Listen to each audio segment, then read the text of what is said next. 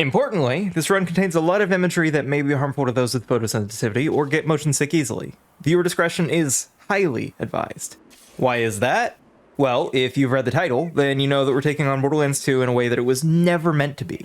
Without mods, this run never gets off the ground.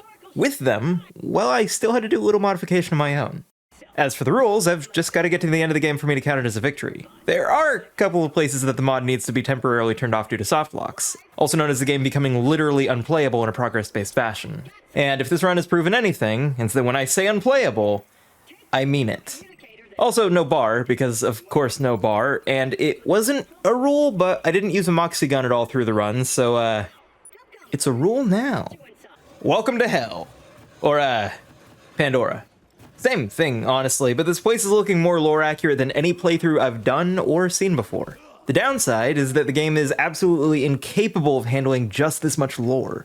Unsurprisingly, the more enemies load in, the worse things generally run. But only sort of.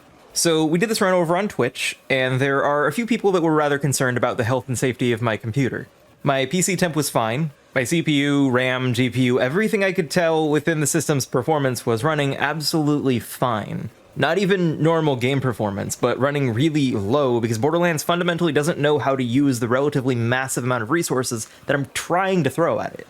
It looks at my hardware, says no thank you, I have enough, then poops itself and gives me this to work with.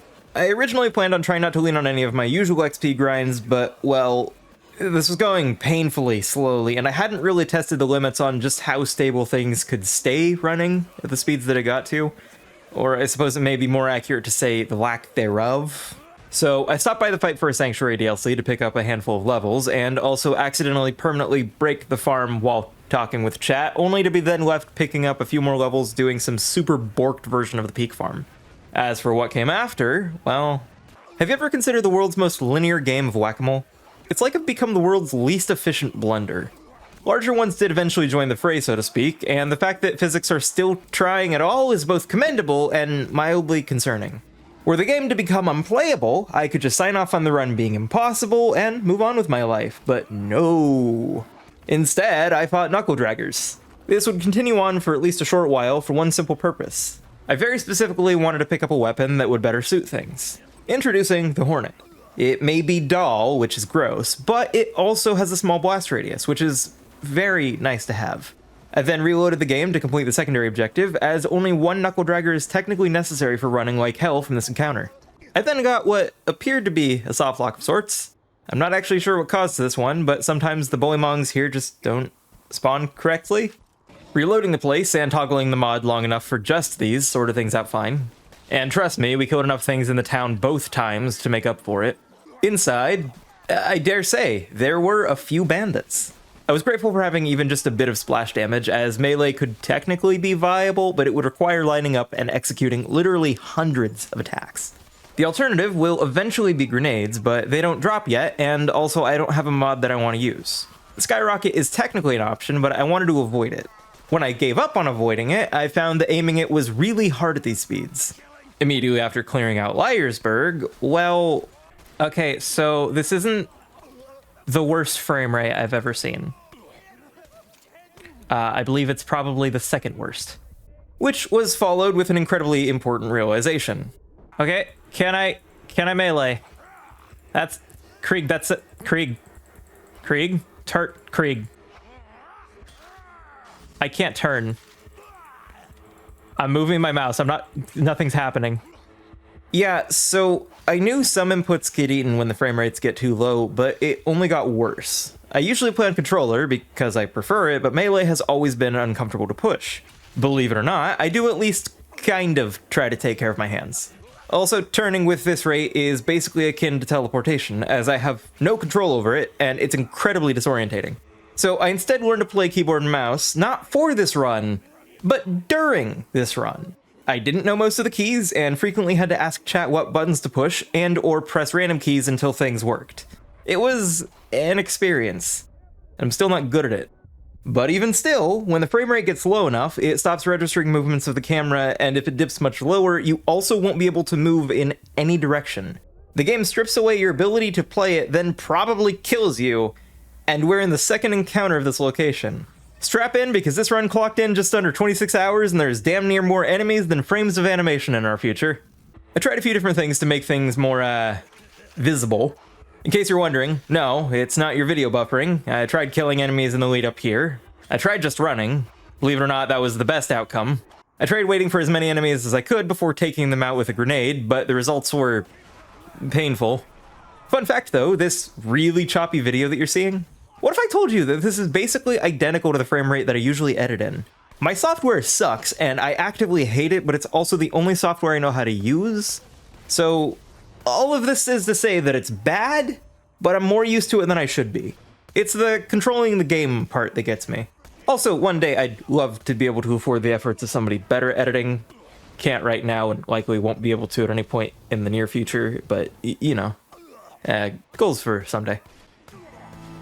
For an indeterminate amount of money, you too can help a potato avoid these frame rates and random crashes from a software that should be able to handle basic edits without breaking, but can't. Who designed this crap? So speaking of that peak farm, it's not perfect. Melee enemies will only come to you one at a time, the rest rushing to the center of the map, and there's a ton of spitters which will harass you indefinitely. But it was enough to give us some working Teslas, which gives a continuous AoE that slowly chips away their spawns. Also, I now have a point in Bloodbath, increasing the chances that enemies will drop grenades. It's a fantastic skill, and it'll be the fuel that gets me through this mess. Which is absolutely why I usually mix it up with Fuel of Blood in terms of its name. Speaking of messes though, you'll notice that he's named Big Bertha. He got this name because I don't have a follow-up. I'm not thinking. My brain isn't doing nothing. I want you to know.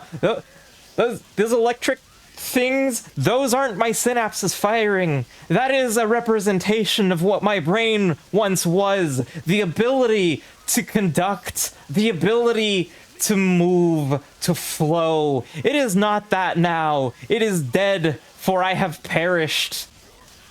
I am but a husk of my former self, and this frame rate is murder. Oh god, the sounds. There's so many corpses. I can't say that Boom Boom was even difficult physically, more so just emotionally. I'm starting to think a Microsoft Paint rendition of this run might legitimately convey more information than the video ever actually could. After defeating all of the booms though, all 200 of them, I then found that it wasn't just affecting me.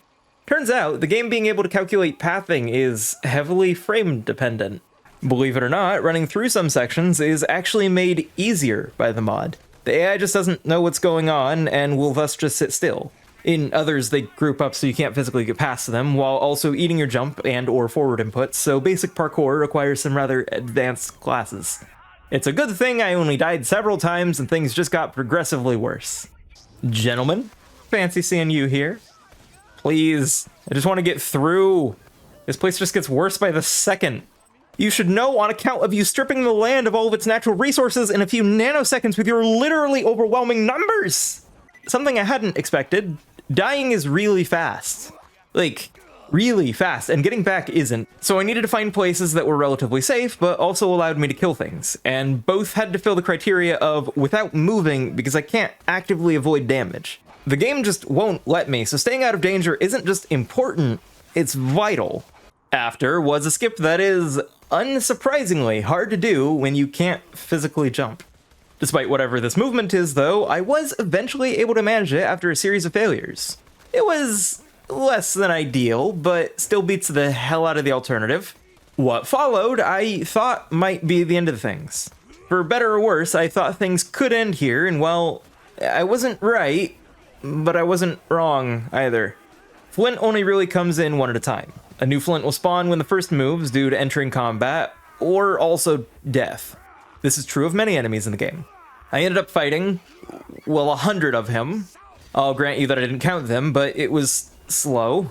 It was really slow. I died many times. I ran out of ammo many times. The only way I really got it back was through dying or picking up some of the tinderboxes littering the arena.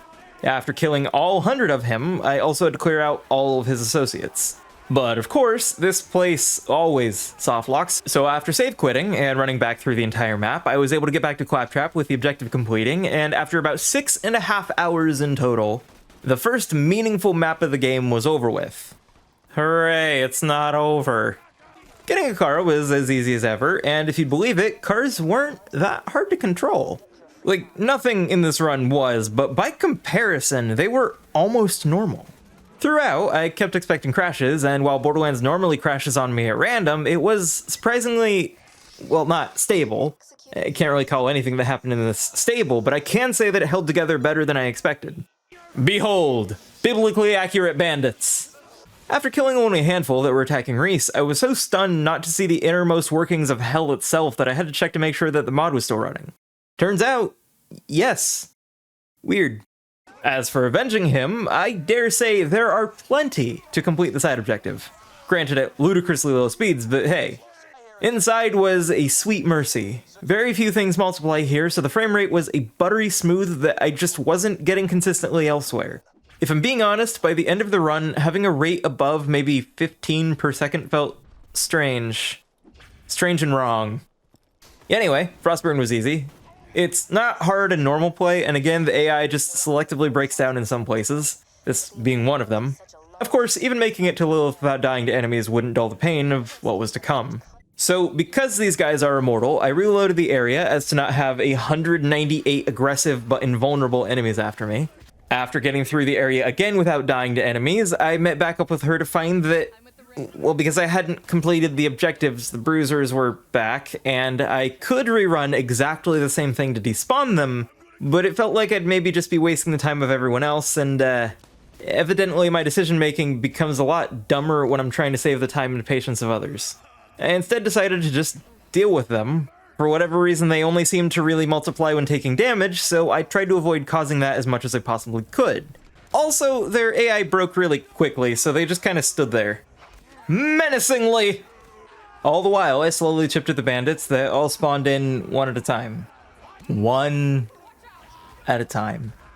For 100 of each of the enemies that normally spawn. It was slow. It's not hard. Not by any stretch of the imagination is it what one would classically think of as a challenge. Many look for things that require a certain level of skill. Many would seek things that require obscure and often hyper-specific information brought together by hands and minds dedicated. But this, well, this was trying to fight countless bandits led by their greatest aid. Sheer, unbridled, relentless boredom. The AI seemed to all target nothing? I suspect this is where they think the player is during the cutscene, so almost everything that spawned in would specifically target this spot. Just floating. So the 300 total badass psychos that were guaranteed to spawn in one by one, be killed one by one, they weren't a threat to my physical health, but still I had to deal with them. They'd often get caught on the bruisers and made it harder to predict where they were going. Wouldn't be a huge issue if it didn't mean that killing them took longer, because the next would only show up after the first one fell, so bit by bit, piece by piece, they would fall. The only real upside was that the frame rate was great, otherwise hot damn was this slow. Afterwards were, you know, a few vehicles, just a handful, a smattering, really. Mercifully, they don't spawn in that quickly, so I was in a race versus my own instance of the game coming to a crashing halt. Just gotta get the stuff and get done before the application cries mercy. By the end of it, I just wanted out. Didn't need to be graceful, I just wanted to go. Go where? Why, the Bloodshot Stronghold, of course. The difference in our levels may have closed rather dramatically, but that would change back real quick. Bad moths spawn in at a healthy rate and conduct electricity at a very unhealthy one. He's a common farm for experience, and this run would make no exception for him. Having 100 here is one of few instances that genuinely made things easier via this mod. If you're okay with just a little shenanigans but don't want to commit to something like Gibbed, then this is a fun middle ground. Would recommend sparingly. Just maybe just don't exceed the original mod's 25 times max. One of admittedly few attempts to get a Moxie gun were cut short by her just not giving me anything. Admittedly, I gave funds to her via tips. She was under no obligation to give me anything, but I was disappointed all the same. Let this serve as a cautionary tale. On the second day of streaming, the run came to a place that I dreaded deeply. Until it dropped a Herald as literally the only world drop I saw for the entire run. Is it unfair to use a level 15 Herald? Maybe. But I mean, the game just gave it to me, and it's all that it gave me. So what followed was a relatively comfortable game of just throwing enough grenades to blanket the room anywhere that I thought a person might appear. I did consider learning to skip through the location on Krieg, as it was likely one of the few chances I'd received to use it, but... well, after some brief testing the day before, I found that this comfortable little romp through the homes and corpses of my adversaries became an unmanageable lead collecting simulation as soon as I stopped playing offensively. So, offensively I played. As soon as an opportunity would present itself, I would lunge forward with great vigor as to avoid any unneeded conflicts. Granted, it may still have been faster to simply clear out the next room and then attempt the skip, but by this point, I was committed. Now, against my expectations, the toilet room was fine. By all accounts, it makes sense. One of the biggest struggles here is less killing and more not dying, so by being constantly surrounded, second wins come with thirds, fourths, and so ons. It was long-winded, but it was also in some really messed up ways easier than normal. Or, the more likely possibility, my perception of difficulty in this run is absolutely damaged beyond repair. One of the scariest things about it is knowing that bandits will more or less just continue to spawn, and from a danger perspective that's fine. From a stability perspective, well, I need to keep dropping enemies before I start dropping frames instead. I'm fairly sure that the door to exit the place opened really early, but when it did, I wasn't planning on sticking around. Because I had no real source of healing, I tossed some grenades into a crowd of foes, and ran like my life depended on it, because it did. Truth be told, the run after was fairly relaxed. At least relative to everything else thus far. And after joining up with the most threatening conga line of my life, I was able to head to the next area, and well, the game falls apart when the frame rate does. Really badly. You might be able to see the issue that this place would pose. By the time I got anywhere even near my destination, the game became closer to a slideshow than a game. For once, I have not one, but two saving graces here. Sure, literally just getting here was grueling, on account of the fact that I could barely move in any capacity. But on the other hand, this place lets you save quit, respawning you directly next to the boss. Also, the wardens don't really spawn correctly, so this was literally as hard as killing a warden with a herald. After were a few more loaders than usual, and while normally Roland wants to leave before actually destroying all of the active loaders, in this case he was even more keen than usual. Which is fair enough. Drink up those frames while you can, we won't be seeing them for long. Gathering the requisite bugs was about as hard as existing near a button. It just comes naturally to me. And as intimidating as it may seem from the outset, simply running into the area to grab Tina's stolen goods made for an easy time. The spawn rates were my saving grace, and the save quit was a common ally. If you'd prefer to see the run without save quits, then just pause the video until you get bored. It'll look more or less the same as any given medium scale fight. As for Wilhelm, I would reload the area after getting to him before throwing a lot of grenades. That's it.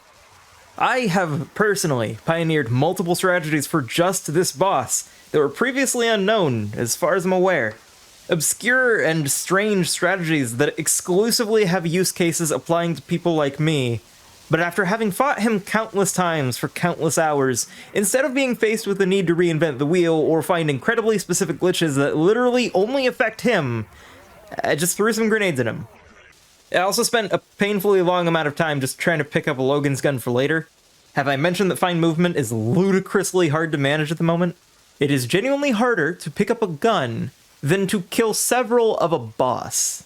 Looking upon our homestead as it ripped itself free of the land and into the air, it became obvious why we failed where Jack succeeded.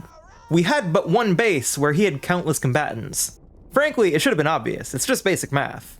With Sanctuary gone, though, I needed to get to the fridge to get back to my one and only home. The problem there being, not only is the place absolutely packed, not only is the level difference no longer even nearly as substantial, but also every single time I tried leaving to the following area through here, it crashed. We tried it a few times, each failing during the load screen, and well, this isn't one of the comfiest of run-throughs. Like I've said, sometimes the enemy AI just doesn't work. But sometimes it absolutely works, meaning survivability is an option in the same way that healthcare is. It's technically there, but I can't afford it. So after getting through it multiple times, we just did the fridge skip. I don't feel even remotely bad about doing it, because, again, we got through multiple times. successfully, and because we had to go around, we ended up doing more as a result. We then took the bridge skip because the idea of being slowly pulled across the gap sounded hellish in nature. To cap the place off, though, I had to fight the gluttonous Thresher, and I absolutely died here. A lot of times, because while one is relatively fine, I am required to kill all 100 before being able to leave. And the thing about endurance matches is that they leave a lot more time for you to slip up. Could I fight a Thresher without dying? No problem. But with them slowly spawning, meaning my patience and general perception of the passage of time changing pretty dramatically, well, I'm bound to make mistakes. I'm used to spending my time doing dumb things, but I find myself rushing when it's someone else's time I'm spending. Granted, I'm not forcing anyone to be present, but just think, we could be seeing new stuff. Better stuff, instead of me dying to a myriad of tentacles. I could in theory have used cover, but it would have gone slower, so instead just guns and grenades. Mostly just offensive play and hoping for the best, which is arguably how I handled most of this run. Now, let me be clear. The common idea for multiverses lives and breathes off of the idea that all realities are able to exist at once. Every choice, every situation, every little inkling of chance spawning a whole new reality with every scenario played out branching into infinity, spanning beyond any mortal comprehension as to what's possible and what is thus real. I would like to clarify that between the void of space and the very depths of the planet we call home, throughout all of time, across any plane that may or may not exist, if you thought there is any one of them, absolutely any one of them, that I was going to be able to defend this beacon in any sort of legitimate fashion, then I have neither the time nor the crayons to explain to you how monumentally wrong you were. At some point along the line, I took a really strong liking to singularity grenades. They are great for general crowd control, keep things from shooting me for a brief time, and the beauty of grenades is that I don't need to get one-shot kills to keep a good ratio going. Hypothetically, if every enemy drops one, which isn't out of the question with Krieg, but it costs 5 grenades to kill an enemy, then I just need to kill 5 enemies at once to break even. And well, it's not common to see only 5 enemies about. Granted, those numbers aren't exactly specific. This is all to say, I didn't usually hurt for throwables. With the game looking like it desperately wanted to crash, though, I ended up doing the bar skip just in the interest of, actually progressing. From there, I admired visuals actually working for a second, briefly thought about doing a side quest to get some experience and gear before coming to the conclusion that the side paths weren't worth it, and I wasn't going to hit the necessary skips because I don't know the game well enough and the game loves interfering right now. So I said screw it, saw one of the most terrifying sights I've ever seen in a Borderlands game because holy hell, said hi to one of the Mordecais and left to break some loaders. Unsurprisingly doable, as was running through, as there were a fair few enemies to have sit in Teslas while I fled with my mortal life in tow. Dealing with the mandatory loader and stalker section was maybe as good or as bad as you'd think. You probably guessed that there were a ton of enemies that spawn in slowly. Not sure how you figured that out. Who might have tipped you off? I'm watching you. But what you might not have considered is the big loader at the end. You expected a ton of them, and for them to be a massive damage sponge, and also be overall dangerous to my health and safety. Who's the rat? Who's your source? I want names! You think you can come in here and fuck with me, you little... So as I was saying, you might not have expected that they'd sort of spawn outside of normal bounds and not move. You can throw grenades through the open door, but you can't walk through it while they're alive. In the next area, in the last mandatory fight that isn't a boss in the preserve, I fought a ton of skags with an irredeemably slow frame rate, with them, of course, spawning very slowly. I genuinely don't know what caused things to go so poorly. There wasn't much in the area. There wasn't much on screen, and the draw distance is set crazy low. What gives? They did also take several attempts at a well-known skip through here, but between the inconsistent timing that the game gives me, inputs being eaten constantly, and this skip being failed in literally the world record for any percent on my current character, I don't feel all that bad for not getting a skip that I've also literally never performed. So instead, it was just a lot of skags. Until... I'm hearing noises occasionally. No! No! So, the game crashed. Didn't crash once the whole first stream. Wasn't so lucky after that. So, I ran all the way back through the preserve to try again. Run backwards with the mod off because screw that. What a weird cough. Couldn't you just edit that out? Shut up, Steve. My name isn't... I said shut up, Steve. Running to and fighting Bloodwing after the fact is, well, it's certainly a thing that happened. Her AI just does not function with the multiplier. The downside is that gravity also doesn't work. Once again toggling the mod, I was able to return to her, having already perished, and collected what I needed before whatever this was. I elected to escape the place backwards after dying to, I think, her exploding? It doesn't normally deal that much damage, so I can't help but wonder if that was also multiplied. Behold, biblically accurate claptrap. Gaze upon the upgrades as I feed the beginning of an elder god. Getting to Brick's initiation was not good. I've done worse, but it was not good. Also, respawning next to a massive crowd of enemies was horrible, and I've never disliked this one spot so much. As for the actual act, well, it went worse in every way. In every moment, it was so much worse. There were massive crowds of enemies. The frames were coming and going so slowly that I couldn't reliably parkour up to the second floor where I wanted to be. And possibly, more importantly so, the audio. The accursed audio. So in preparation for this run, I set all of the sound to one notch above silent. I also run it through a compressor for the viewer side of things to prevent, well, to prevent things like this. That's loud. When one enemy dies, they may scream. They may shout or all manner of things. When countless die, all in one fell swoop, well, you get overlapping echoes of lives now past. It's deafening when they shout, leading me to playing in near silence for the majority of the game, and yet even at 2% of my computer's volume, I could overwhelmingly hear when their souls would become unbound from their flesh. It was so friggin' loud. And I mean, you're seeing the gameplay. This place isn't short, and I had to hold at this for a while, often dying and having to come back to continue chipping away at this nonsense. I did eventually remember that opening your inventory can sometimes raise the overall frame rate once it's closed. The reason for this is simple. But nothing could save the game from itself. Unfortunately, I'd find that it crashing was rather consistent here. So I left to try digging for XP in a really big hole. When I got there, well, okay, this XP is worthless. Got it. Yeah, nothing gave nearly enough to justify the trip. But frankly, I was doing some substantial damage and I wanted to go pick up a piece of kit anyway, so I changed lanes a bit. Did Tina's DLC go well? Not really, but fact of the matter is that even with the difference in levels, especially with regards to my gear being pretty weak comparatively, I wasn't having much of an issue aside from, of course, the omnipresent entirely too much damage that I was taking. The main quest was plenty easy, if a bit cursed. My goal was twofold. 1, get the XP necessary to get Blood Explosion, check. And 2, I wanted a bee shield. The trees have a pretty good chance to drop them, and I thought it could be a big help. If you're disappointed that I didn't fight 400 Ghost Kings, then, well, it didn't really feel relevant to the run. If I ever break down to do this for OP10, I might get a grog. Emphasis on might, because immortal skeletons make me sad. I briefly experienced reality breaking in even more ways, because the game becomes a horror game under these conditions. The problem is, though, that this place still just wouldn't run well enough to finish it. It was incredibly slow going, with badass marauders coming in one at a time. Them absolutely being a threat to my health and safety, I didn't have a great answer to them. After an age and a half, another crash under my belt, and about 9.5 hours already streamed that day because I don't know how to pace myself, I turned in to get food and sleep because eating before or during stream is apparently a foreign concept. I'm still figuring out this whole doing things thing.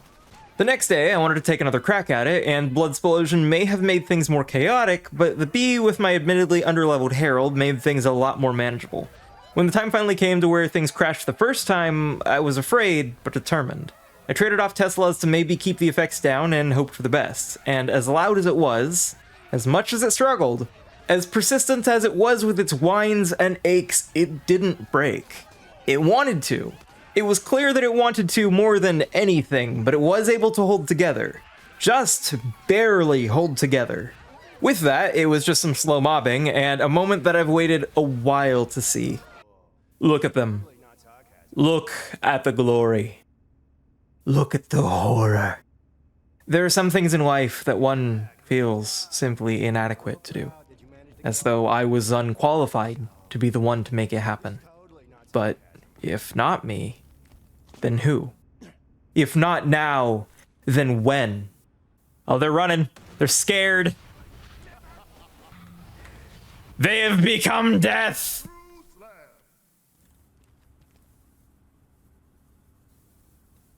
How? Literally how? You were in the explosion.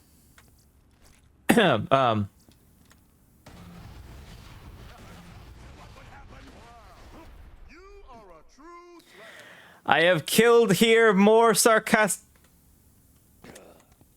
The fuck are you guys doing?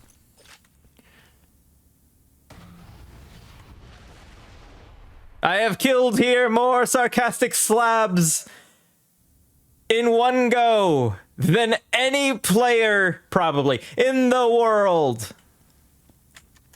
I hold the record. A very easily broken record, admittedly. The loaders may have spawned in one by one, but for a change of pace, it would be Brick who would help me rather than the other way around. It's almost like the NPCs in this game weren't built to handle this many foes. Or existing. Let's face it, they're not exactly well built. After long fights like Thousand Cuts, though, you'll either find yourself bored to tears, or you'll understand a different sort of appreciation for the grind. Just slowly chipping at things. You don't have to overcome gods or the greatest of odds to achieve something. You just have to keep putting one foot in front of the other where others would quit. I don't need some never-before-seen strategy, I just need to keep performing tasks without relenting. Not because I'm good at the game, or even all that impressive. It's because I'm inevitable. Back in Sanctuary, I would crash the game by the grand sin of trying to fast travel. The best solution I found was simply going elsewhere. Some work, some don't. I have no idea, I just work here. Hearing of my exploits though, Jack must have been pretty worried because I think he's well past the realm of body doubles. Dude's at least at centuple, which is apparently a real word. The things that you can learn doing really stupid videos online, I tell you what. As for killing them, I just needed to get in and out quickly. I didn't need all of them to die, nor did I need all of their pocket watches. As such, it was as easy as pressing the grenade button several times and pressing a button before leaving via save quit. I was then just in a race between the game and myself with my computer calling it quits as the only real timer.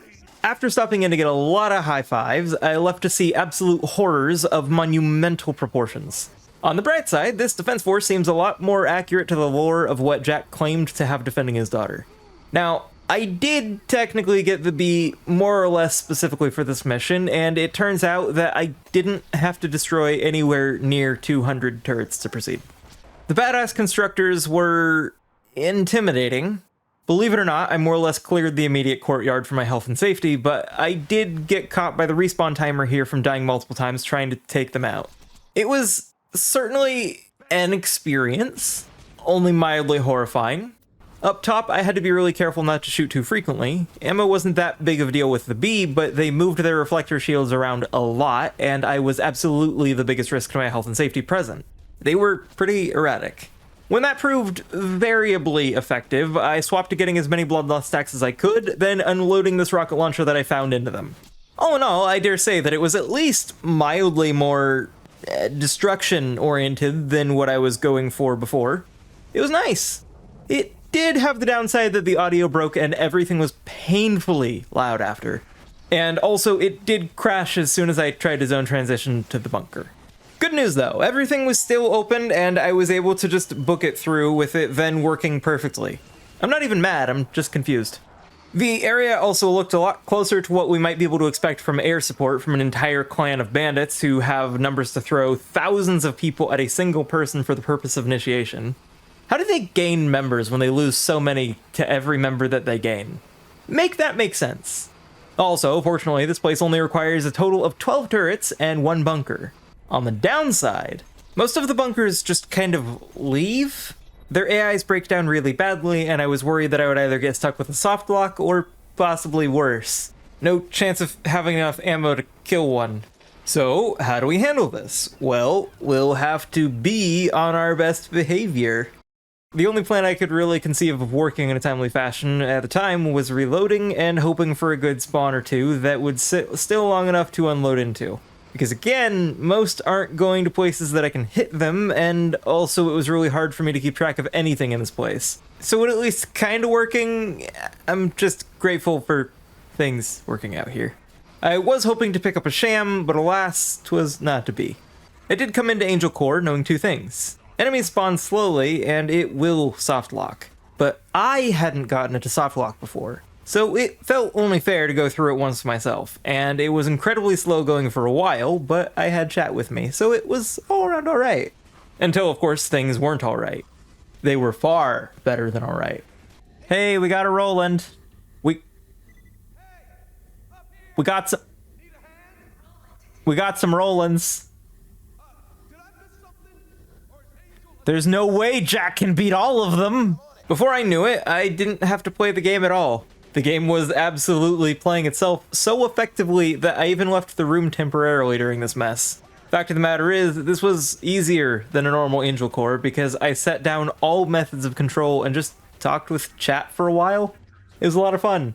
There were some memes made and shared, all around, great time. When enemies broke out of bounds, they'd leave a lot of Rolands bored, de-aggroed, and when they came back, well... Wait! You what the fuck was that? But of course, all good things must come to an end, and I couldn't proceed, so it was off to a completely normal Angel Core I'd go. I'd witnessed one death among 100 Rolands, meaning there was still a larger sum after his murder than before in a normal playthrough. Frankly, if nothing else, I'm wondering where the rest went. Anyway, I slowly killed a lot of really big and angry apes to get arguably one of the best launchers in the game, killed a bunch of ambush commanders, which was easy, destroyed a buzzard, which was dangerous, but easy, killed a bunch of the same guy for a new grenade mod, which was monotonous but easy, then took out some buzzards, which was just easy. In what world is Sawtooth Cauldron one of the most comfortable areas to get through in the game? What the hell happened? Like, look at this. Not once, not twice, but 3 times over, I went down trying to turn the exact same valve, falling just short every time. This is normally child's play. It's one valve. It shouldn't be that hard. I didn't even think they could count this high. What is this nonsense? Fun fact, the game can't have all Saturns in at once. They spawn in batches. How many in each batch in total? No idea. The problem with having this many Saturns isn't them being as dangerous as you might suspect. It's not even blood-sploding all of their turrets. It's them. When one dies, it's fine, and I can sort of chip away at them, but not with my current ammo limits. With explosive ammos, well, it'll just crash. Again and again. I tried, honestly, too many times to just get past Saturn. Thinning out the numbers, hoping the next set wouldn't spawn, but running by was about as effective as just sitting still. Wasn't getting anywhere, and actually killing them was... well, you get the picture. I was sort of at an impasse with how quickly they'd kill me, how unsteady the game got. It was a consistent enough crash that I just needed an alternative. Truth be told, I knew about the Saturn skip, but I didn't know if Krieg could do it due to his added weight. I was desperate for solutions, so I thought I could at least give it a shot. Are you serious? Hey, could you clip that? I wasn't even recording it. Now, to my knowledge, I've never once performed this skip. Not casually, not professionally, just in general. Never even tried it. Literally only ever seen it done, and that was a relatively long while ago with my memory. And I did it on my first try. On Krieg. After wasting a frankly ridiculous amount of time trying to fight 100 overly aggressive coat racks. All to be capped off by an experience that, well, I was warned about. I knew what I was getting myself into. There was no way that I could find to improve the frame rate. There was nothing I could find to improve my survivability or kill rate. One of the only saving graces was that I'm fairly sure the enemy spawn pools work weirdly. Hypothetically, you have 2 spawn points, each spawning an enemy. Normally, this would mean that you have to fight 2 enemies. With this multiplier, you have 200. In some encounters, this means that you'll fight 100 at either point. So if you deplete one of the points, then you have 100 left. In others, if you were to simply kill 199 at one spawn point, then only 1 would be left at the other. I'm fairly sure the enemies share a spawn pool here. Rather than coming from the nearby doors and digistruct pads, I was able to at least mostly just target the center floor to deplete them faster than trying to, aim at these speeds because it is legitimately difficult to just move the camera at these speeds. There's something genuinely upsetting about the fact that I had more control over the camera in a run without camera controls than I do in this one. This is stupid. How stupid? Well, we started the door on the last day of streaming this run. We stared at more or less this exact frame rate for the entire time. The enemies were seemingly endless, and every time we got a new voice line from Claptrap, I was happy to make progress, but more so, I was just delighted to see chat get so hyped about it. It was a great experience overall, with the game itself kind of falling into the background for all involved, myself included, for a total of about 5.5 hours of door. Just door. When the dust settled, and I could finally move on, I found where at least a chunk of the frames went. Those would have been nice to have. My god, are those lasers or just a really angry flashlight? So Heroes Pass had a severe issue with crashing. Like, really severe, and most efforts to defend myself would just make it worse. So with this place having multiple possible skips, there was a way out. I even looked one of them up before stream, completely forgetting about the first and arguably more important one. Luckily for me, who should grace the stream but a friend and weirdly common asset for odd jobs surrounding the channel in one tutorial bitch. I swear I'm not the one choosing these names, but with their help we had hope, a chance. They showed me how to, and I would follow through to the best of my abilities. Listen, Krieg, I know we've been through a lot together, man, but I need you more now than ever. You bastard! I didn't press left at any point there. Son of a bitch. Okay, so like progress, but like, god damn it! Okay, you sons of bitches. You sons of bitches. And just like that, and also some more falls that I cut out, we were on our way to a really easy grenade jump that I just received a refresher on. What? Oh, definitely mistimed that one. That was bad. Okay, yeah. Hey! Now I'm just gonna mess this up. Fuck. Hey, listen, I've never done these skips before, and the situation was stressful, and third excuse. Look over there! Horrors beyond mortal comprehension! What followed was just a wee old fight with Jax. He always has a lot of him, and let's face it, stacking more blood explosion targets on himself was never going to make this harder, as long as it didn't crash. There was absolutely no world that this wasn't just going to be one of the easiest bosses in the game. As for the warrior, it doesn't multiply correctly, so it too was incredibly easy. Buggy, but easy. Random fun fact, Jack is immune to jump damage in this phase, but not exploding birds. So in a poetic sort of way, Bloodwing truly would have the last laugh. And with that, the run could finally come to a close. One Vault Hunter versus 100 times what Pandora had to offer. Honestly, it was pretty fun in a lot of ways. Would I recommend it? Hell no, did you even watch the video? This was awful. Great, but awful. If you're wanting to see this continue on to a later playthrough or be done with other characters, then maybe. But like the Ghost Kings, I just don't know if the incentive is there for me yet. But in any case, I'd like to thank my lovely channel members for your continued support. Realistically, I wouldn't have the time to justify sharing this kind of dumb musing without the community here to back these, admittedly, really bad ideas. By being here, by being a part of all of it, you help to create some nonsense that I'm really proud to get to show you. I know thanks can sound hollow, but truly, I'm grateful for the opportunity. Jack may have hundreds, but I was never truly alone, and that means a lot to me. Regardless though, I hope you enjoyed your time here. You probably know how to use social media, and I hope that means you'll get to hear your thoughts now, and on any future outings.